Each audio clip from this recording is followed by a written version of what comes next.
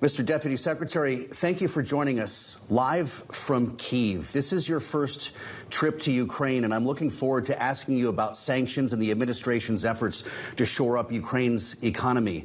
But I want to ask you first about what you're seeing and hearing on the ground. There were air raid sirens going off in Kyiv just before you joined us today on camera. We're seeing Russia's attacks on Ukraine increase as Ukraine awaits for weapons shipments. What is the mood today, sir, in the capital? The mood in the capital today is one of urgency in terms of doing everything they can to defend their country. And I've been impressed by the brave men and women here in Ukraine and the fact that they are committed to fighting for their freedom and doing everything they can to build an economy and to build a free and democratic country. And I'm here because the United States wants to be their partner in doing exactly that. And in addition to talking to them about sanctions, I've been able to talk to them about our economic support and the ways in which we can make sure that the United States and our allies and partners stands with the brave men and women of Ukraine. You said just yesterday on your tour in Kyiv that an unacceptable amount of weapons components are still getting into Russia. There's a sentiment that sanctions are simply not working. As the Treasury's point man on sanctions, does your trip confirm that?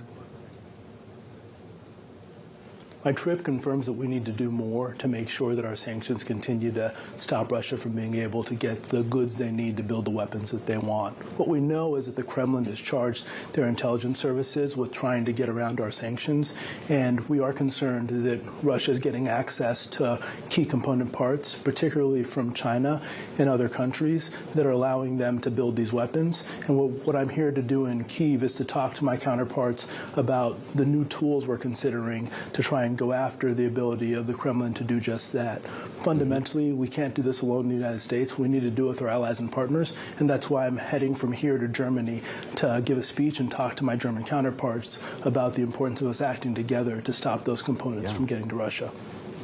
Well, we're looking forward to that speech in Berlin. Will you announce secondary sanctions against those responsible for those components getting into Russian weapons? So I'm not going to preview any actions that we're going to take, but what I will say is that I'm going to talk about the fact that the United States and our allies and partners are going to be open to sanctioning any company or individuals that provide material support to Russia's military-industrialized complex, because we want to make sure that Russia doesn't have access to the goods they need to fight the war they want here in Ukraine. Well, I know that there are a few components to this that also include unlocking money from frozen Russian assets. I know Treasury Secretary Janet Yellen is working on this right now with our G7 allies to use those proceeds for Ukraine. When can Kyiv plan to get that money? It's important to give people context. When the war started, the United States and our allies and partners immobilized $285 billion of Russians' assets that were held around the war, a war chest that they had set up for this particular situation so they could use that to conduct the war that we were able to mobilize. Now we're looking at ways to unlock those assets. Only $5 billion of them are in the United States, but collectively over $200 billion are in the G7, and our countries are working together to think about ways in which we can unlock the value of that for the benefit of the Ukrainian people. Secretary Yellen at the G7 finance ministers worked with our counterparts to set out a number of options that are now going to be given to leaders who are going to meet in June, and we look forward to those leaders when they meet in June giving us political direction in terms of how we can unlock that value so that we can get that money to Ukraine so they can invest that money in rebuilding the infrastructure that Russia has destroyed and in defending their country. Well, talking about recovery here and rebuilding, you spent time earlier today at a roundtable at Kyiv's School of Economics. What was your message to the room? So I think the most important thing for me was how that roundtable started, and it started with them giving me a tour of their bomb shelters, because today, for almost any school that operates anywhere here in this country, they have to have a bomb shelter, which is unacceptable that young people have to live in a world where their education is conditioned on the idea of having access to those shelters. But those young people were focused on helping to think through two things. One, how sanctions can be used to slow down Russia's ability to build the weapons that they want, but also on how they can build a successful economy here in Ukraine. And I had a chance to talk to them about the things the United States and their allies and partner are doing to support them in both of those efforts. And it was impressive to see these young people who are focused on those issues and knowing that over time, those same young people are going to be contributing to the growth of the economy here in Ukraine and to the growth of their democracy as well. Well, we can't talk about sanctions, sir, without talking about oil. And it does seem that phase 2 of the oil price cap does not seem to be costing Moscow the extent to which it was expected to. How can the Treasury Department get to this?